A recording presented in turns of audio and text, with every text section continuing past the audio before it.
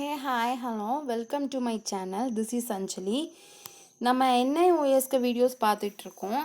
அந்த வகையில் நான் ஆல்ரெடி கொஞ்ச நாளைக்கு முன்னாடி டிஎம்ஏக்கு என்னென்ன லெசன்ஸ் வரும், நம்ம பப்ளிக் எக்ஸாமுக்கு என்னென்ன லெசன்ஸ் வரும்னு ஒரு வீடியோ போட்டிருந்தேன். அதில் இன்னுமே உங்களுக்கு நிறைய கன்ஃபியூஷன் இருக்குதுன்னு நினைக்கிறேன். ஸோ அதுக்காக தான் இந்த வீடியோ. இது ரெண்டும் நீங்கள் பொறுத்த வரைக்கும் இதில் பெருசாக கன்ஃபியூஷன் ஆகிறதுக்கு ஒன்றுமே இல்லை. அப்போ நாங்கள் டிஎம்ஏக்கு உள்ளது படிக்க வேணாமா, இல்லை டிஎம்ஏக்குள்ளது மட்டும்தான் நடத்துவாங்களா, இல்லை பப்ளிக் எக்ஸாம்குள்ளது மட்டும்தான் நாங்கள் படிக்கணுமா, அப்போது டிஎம்ஏக்குள்ளது அவங்க நடத்திட்டு நாங்கள் பப்ளிக் எக்ஸாம்குள்ளது நாங்களே படிக்கணுமா அப்படின்னு உங்களுக்குள்ள நிறைய கன்ஃபியூஷன் இருக்கிறது எனக்கு தெரியுது. ஸோ அதுக்காக நான் உங்களுக்கு இந்த கிளியர் எக்ஸ்ப்ளனேஷன் பண்ணுறதுக்காக இந்த வீடியோ அப்லோட் பண்ணுறேன். டிஎம்ஏன்னு பொறுத்த வரைக்கும் உங்களுக்கு சிம்பிளாக சொல்லணுன்னா, ஸ்கூல் டைம்லலாம் நமக்கு இன்டர்னல் எக்ஸாம்னு ஒன்று நடக்கும். அது இப்போது நம்மளோட மெயின் எக்ஸாம் வரும்போது அந்த மார்க் ஆட் ஆகும். ஞாபகம் இருக்கா? அந்த மாதிரி தான் இந்த ரெண்டுமே. பட் நமக்கு ஸ்கூல் டைமில் நம்ம ரெண்டுமே பப்ளிக் எக்ஸாமுக்கு வரும். அதே தான் இன்டர்னல் எக்ஸாம் வச்சு நமக்கு மார்க் தருவாங்க. பட் இங்கே அதை ரெண்டையும் செப்ரேட்டாக பிரிச்சுருக்காங்க. டிஎம்ஏக்குள்ளது பப்ளிக் எக்ஸாமுக்கு வராது. ஓகேவா? அந்த மாதிரி சிம்பிளாக என்னென்னா, அந்த இன்டர்னலுக்குள்ளது இதுக்கு வராதுங்கிற மாதிரி. அண்ட் நீங்கள் சிலவங்க வீட்டில் உட்காந்து படிப்பீங்க ஆன்லைன் வழியாக, சிலவங்க ஸ்டடி சென்டர் போவீங்க. அப்போது உங்களுக்கு எல்லா லெசனுமே நடத்துவாங்க. ஓகேவா? எல்லா லெசனுமே நம்ம கன்ஃபார்மாக படிக்கணும். அண்ட் நான் என்ன சொன்னேன்னா, பப்ளிக் எக்ஸாமுக்கு அந்த பப்ளிக் எக்ஸாமுக்குள்ளே தான் ஃபோக்கஸ் பண்ணுங்க அப்படிங்கிறேன். அப்போ டிஎம்ஏக்குள்ளது மார்க் இல்லையா, எங்களுக்கு வராதா அப்படின்னு நிறைய கன்ஃபியூஷன் உங்களுக்குள்ளே வருது. அதுலேயும் உங்களுக்கு மார்க் இருக்குது. அது எப்படின்னு தெரியுமா? டிஎம்ஏனா கிட்டத்தட்ட ஒரு இன்டர்னல் எக்ஸாம். ஆனால் நீங்கள் வீட்டிலேருந்து அசைன்மெண்ட் எழுதுகிற மாதிரி எழுதணும். ஓகேவா? உங்களுக்கு ஆன்லைனில் இருக்கிறீங்கன்னா உங்களோட அஃபிஷியலாக நீங்கள் செக் பண்ணி பார்த்து உங்களுக்கான கொஸ்டின்ஸ் நீங்கள் எடுத்துக்கலாம். இல்லை ஸ்டடி சென்டர் போகிறீங்கன்னா உங்களுக்கு அங்கே கொடுப்பாங்க என்னென்ன கொஸ்டின்ஸ் வரும் அப்படின்னு. அது கிட்டத்தட்ட ஒரு எக்ஸாம் ஃபார்மேட்டில் தான் இருக்கும். நீங்கள் அந்த கொஸ்டின்ஸ் எழுதி நீங்கள் அதுக்கு உங்களோட புக்கில் இருந்து அதுக்கு ஆன்சர் ஃபில் பண்ணி நீங்கள் உங்களோட ஸ்டடி சென்டருக்கோ இல்லைன்னா நீங்கள் வீட்டில் இருந்து படிக்கிறீங்கன்னா நீங்கள் கம்ப்யூட்டர் சென்டர்லேயோ உங்களோட அந்த எழுதுறீங்களா A4 ஷீட்டில் எழுதணும். அசைன்மெண்ட் மாதிரி பக்காவாக நீட்டாக A4 ஷீட்டில் எழுதுறத நீங்கள் ஆன்லைனில் உங்களோட NOS சென்டருக்கு அப்டேட் பண்ணி விடணும். ஓகேவா? ஜஸ்ட் அதை ஸ்கேன் பண்ணி அனுப்பணும். நீங்கள் எழுதுறது உங்ககிட்டயே தான் இருக்கும். இதுதான் டிஎம்ஏ. அதுக்காக உங்களுக்கு மார்க் கண்டிப்பாக கிடைக்கும். அந்த மார்க் உங்களுக்கு பப்ளிக் எக்ஸாமுக்கு ஹெல்ப் பண்ணுமானா கண்டிப்பாக ஹெல்ப் பண்ணும். அந்த மார்க் எப்படின்னா, உங்களோட நீங்கள் பப்ளிக் எக்ஸாமுக்கு ஃபுல் மார்க்குக்கு எழுத போகிறது கிடையாது. ஒரு செட் ஆஃப் மார்க்குக்கு எழுதுறீங்கன்னா நீங்கள் அந்த மார்க் கூட இந்த மார்க் ஆட் ஆகும். இப்போ உங்கள் ஸ்கூல் டைமில் ஞாபகம் இருக்குல்ல, நம்ம ஒரு 75க்கு எக்ஸாம் எழுதுவோம். 25 மார்க் இன்டர்னல். அப்போது நம்ம அந்த 75க்கு 30 எடுத்தோன்னா நமக்கு அந்த இன்டர்னல் மார்க்குக்கு ஒரு 25க்கு 20 எடுத்துருக்கோன்னு வைங்களேன். அப்போ நமக்கு டோட்டலாக 50 மார்க் ஆகும் 100க்கு. இதே கான்செப்ட் தான் இங்கேயும். ஆனால் அப்போ நான் டிஎம்ஏ பக்காவாக பண்ணிட்டேன்.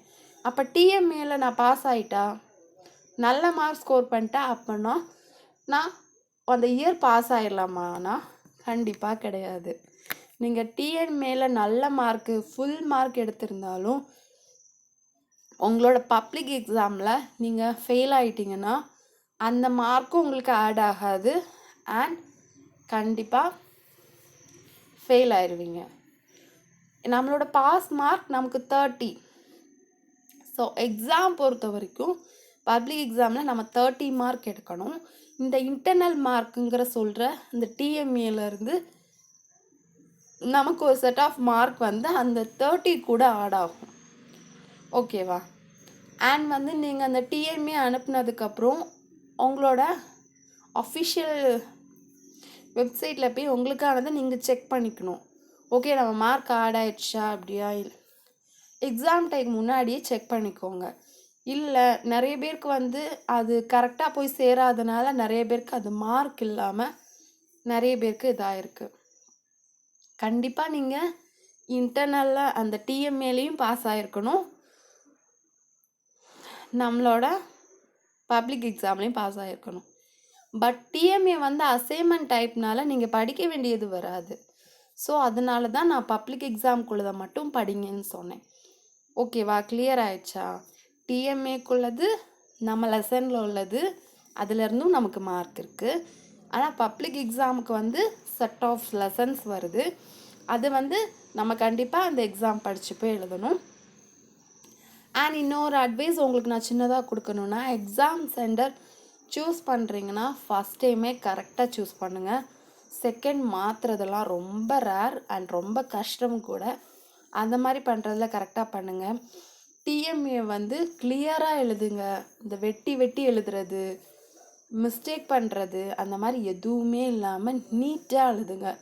ஏன்னா நம்ம அதை ஸ்கேன் பண்ணி அனுப்ப போகிறோம். ஸ்கேன் பண்ணி அனுப்புகிற டைமில் வந்து நமக்கு அந்த ஒரு சிஸ்டமில் பார்ப்பாங்க. அப்போ ஜஸ்ட் ஒன்று இமேஜின் பண்ணி பாருங்கள். நீங்கள் சிஸ்டமில் பார்க்கும்போது நீட்டாக இருந்தாலே நமக்கு வந்து மார்க் அப்படி டக்குன்னு போட்டு விட்டுருவாங்க. அண்ட் அது ஃபுல்லாக உட்காந்து ரீட் பண்ணுவாங்களான்னு கேட்டால் டெஃபினெட்லி கிடையாது. ஃபஸ்ட் ஒன்று இடையில அப்படிங்கிற மாதிரி ரீட் பண்ணுவாங்க. ஸோ நான் இஷ்டத்துக்கு வேறு ஏதாவது எழுதலாமான்னா அதுவும் வேணாம். ஏன்னா கரெக்டாக எழுதுங்க. ஏன்னா இடையில ஏதாவது ரேண்டமாக உள்ளதை ஃபுல்லாகவே ரீட் பண்ணி பார்ப்பாங்க. ஸோ கிளியராக எழுதுங்க, அட்ராக்ட் பண்ணுற மாதிரி எழுதுங்க, எந்த ஒரு மிஸ்டேக்ஸும் வராமல் பார்த்துக்கோங்க. இந்த அடித்து எழுதுறதெல்லாம் இல்லை, நீட்டாக ஹெட்டிங் எழுதுங்க. ஹெட்டிங் ஒரு கலரில், ஆன்சர் ஒரு கலர்லங்கிற மாதிரி எழுதுங்க. ஃப்ரண்ட் பேஜெலாம் நீட்டாக நம்ம ஸ்கூலில் ஒரு அசைன்மெண்ட் எப்படி சப்மிட் பண்ணுவோமோ அந்த மாதிரி சப்மிட் பண்ணுங்கள். ஃபுல் மார்க் நீங்கள் டிஎம்ஏல ஸ்கோர் பண்ணிட்டீங்க. இதில் 30 மார்க் எடுத்துட்டிங்கன்னா சூப்பராக பாஸ் ஆகலாம். அண்ட் வந்து நம்மளோட மெயின் எக்ஸாமுக்கு 30 மார்க் எடுக்கிறது அவ்வளோ டஃப் கிடையாது. நமக்கு ஆப்ஷனல் முடிவு எல்லாத்துலேயும் கொடுத்துருக்காங்க. அண்ட் வந்து நான் இந்தந்த லெசன் தான் பப்ளிக் எக்ஸாமுங்கிறதையும் நான் அப்லோட் பண்ணிட்டேன். ஸோ பப்ளிக் எக்ஸாமுக்கு கம்மியாக தான் வருது. ஓகேவா, அந்தந்த லெசனில் நான் இன்னொரு வீடியோ போட்டிருந்தேன், ஹிஸ்ட்ரிக்கு ஒரு வீடியோ போட்டிருந்தேன். ஸோ நீங்கள் ஒரு பேட்டர்ன் போடுங்க, என்னென்ன லெசனில் என்னென்ன மார்க் வருது. அப்போது நீங்கள் ஒரு 3 மொடியூல் படித்தாலே நீங்கள் 30 மார்க்குக்கு மேலே ஈஸியாக ஸ்கோர் பண்ணலாம். ஸோ பிளான் பண்ணி படிங்க. உங்களுக்கு நிறைய சப்ஜெக்ட்ஸ் இருக்கும். நீங்கள் என்னென்ன சப்ஜெக்ட்னு எனக்கு தெரியாது. ஸோ நீங்கள் என்னென்ன சப்ஜெக்டுக்குள்ளது வேணும்னு கமெண்ட் பண்ணிங்கன்னா நான் அதுக்கான டிஎம்ஏ எது வரும், பப்ளிக் எக்ஸாமுக்கு எது வரும், என்னென்ன மோடியூல்லேருந்து என்ன மாதிரி கொஷின் எக்ஸப்ட் பண்ணலாங்கிறத நான் உங்களுக்கு வீடியோஸாக போடுறேன். கீழே உங்களோடது என்ன சப்ஜெக்ட் வேணும்னு மறக்காமல் கமெண்ட் பண்ணிக்கோங்க. அண்ட் டிஎம்ஏ என்ன, பப்ளிக் எக்ஸாம்னா என்ன, எல்லாமே கிளியராக இருக்கும்னு நினைக்கிறேன். வேறு ஏதாவது டவுட் இருந்துச்சுன்னா கமெண்ட் பண்ணுங்கள், நான் நெக்ஸ்ட் வீடியோவில் கிளியர் பண்ணுறேன். தேங்க்யூ.